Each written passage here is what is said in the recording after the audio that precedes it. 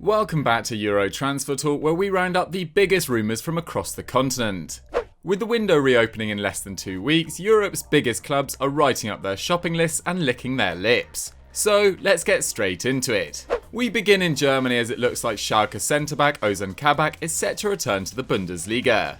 The Turkish centre-back, who will be lining up alongside Çağlar Söyüncü at this summer's Euros, has been on loan at Liverpool since January, but is now wanted on a permanent basis by RB Leipzig. According to a report in the Daily Mail, the German outfit, who are preparing for a summer of change with Salzburg coach Jesse Marsch ready to replace Bayern Julian Nagelsmann in the dugout, are keen on the defender, who has made 13 appearances for the Reds this term. Named Bundesliga Rookie of the Season in 2018-19 ahead of Achraf Hakimi whilst at Stuttgart, Kabak only turned 21 in March, and so certainly fits Leipzig's transfer policy, although whether they'd break their transfer record to sign him is another matter. Their most expensive signing remains Naby Keita, who arrived in Germany for just under €30 million back in 2016. And they have already secured 2 centre-backs for next season, Josko Gvardiol from Dinamo Zagreb and Mohamed Simakan from Strasbourg. Kabak is valued at over €40 million, although the fact Liverpool have an £18 million option to buy on him suggests Schalke are willing to negotiate a lower fee for him this summer, especially considering the financial difficulties they face following relegation. It's understood the Reds won't trigger their option on the youngster, and fans may well be happy to hear of Leipzig's interest in him, with the English club still set on signing Ibrahima Konate from the Red Bulls this summer. Konate himself sent Liverpool supporters into a frenzy online over the weekend by taking out RB Leipzig from his Instagram bio, leading to reports that he's effectively leaked his move to Anfield. Fabrizio Romano meanwhile remains confident that a deal will be done, with personal terms on a 5-year contract already apparently agreed, and a release clause of around €35 million set to be met. Over to France now, and it looks like Arsenal midfielder Matteo Guendouzi could be returning to his home country this summer. The 22-year-old, who spent the last season on loan at Bundesliga strugglers Hertha Berlin, hasn't been on great terms with Gunners boss Mikel Arteta since last summer, and is apparently not in the club's plans, making the possibility of a permanent switch very likely after the season's end. Guendouzi is currently out of action with a broken metatarsal, but that hasn't put off Marseille, who according to reports in France are confident of sealing a deal for the young midfielder, who was signed by Arsenal for £7.2 million from Lyon, then in the second tier back in 2018, and initially showed serious promise in the Premier League.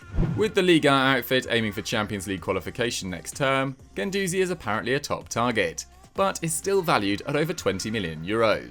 However, with his contract to the Emirates up next year, and clearly out of favour, it may be possible to secure a cut-price deal for the France under-21 captain, who despite being far from the finished article now, has 3 years of top-level experience under his belt. But Ligue 1 fans, we want to hear from you. Do you want to see Guendouzi in the French top flight next season? Let us know in the comments.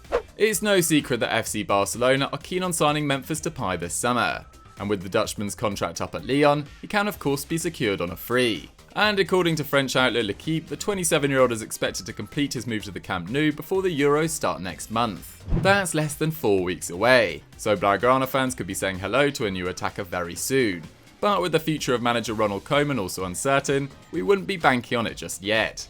The coach and player enjoyed an excellent relationship in the Netherlands national setup, and should the former Everton boss be relieved of his duties in Catalonia, the former Man United man may well assess his options. Meanwhile, Memphis himself took to Twitter on Monday to announce he would be representing himself in any negotiations, stating, "As I have come to a point where I need to make important choices about my future, I've decided to negotiate my future deals together with my team of trusted confidants, backed by legal experts. I will decide about my destination myself, you will be the first to know." Back in March, Lyon president Jean-Michel Aulas expressed hope of being able to persuade Memphis to sign a new deal at the Groupama Stadium. But on the eve of the Ligue 1 finale, these hopes seem to have faded. But could he go anywhere other than Barca? Fans of this channel will know that we've recommended him to almost every club in need of a rebuild, and he has been linked with both Tottenham and Milan in recent years. But for now, it looks like Barca is still his most likely destination, and we'll likely know more about the situation in the next week or two. Over to Italy now, as speculation continues to grow over the financial situation at recently crowned Serie A champions Inter Milan. The Nerazzurri secured their first Scudetto since 2010 at the beginning of the month, but attention has quickly turned back to the club's owner Su Ning, who are looking to withdraw investment from the Italian club amid the economic fallout of the global pandemic, having already had to cease operations at its club Jiangsu in China. Last week it was reported that chairman Steven Zhang had requested the players give up 2 months of their salary in order to save the club €25 million before the end of June, with squad members having already agreed a wage deferral earlier in the season. According to Italian outlet La Repubblica, none of the players or staff have accepted the cut, or the alternative of another deferral, while a €200 million loan from an as yet unnamed American investor is set to arrive this week. But this hasn't stopped talk of a mass clear-out at the San Siro, and a report from Goal.com this week has suggested they could lose Romelu Lukaku, Lautaro Martinez, and even manager Antonio Conte. Conte is apparently keen to meet Zhang this week to discuss transfers, but with the agent of Lautaro, who the coach unsurprisingly considers untouchable, expressing concern over his client's situation, with the Argentinian striker said to be holding off on signing a new deal, as the club's financial circumstances remain uncertain. The youngster was Barcelona's #1 target last season, and while the Blaugrana have seemingly cooled their interest in him, with his current deal in Italy up in 2023, now would be the time to sell if Inter want a big fee for him. Lukaku meanwhile has been linked with a return to the Premier League, namely to Man City, who are looking to replace Sergio Aguero this summer. Finally, the future of manager Conte is rarely certain, and if the current situation leads to a falling out with the club's ownership, the possibility of him resigning would suddenly become very real.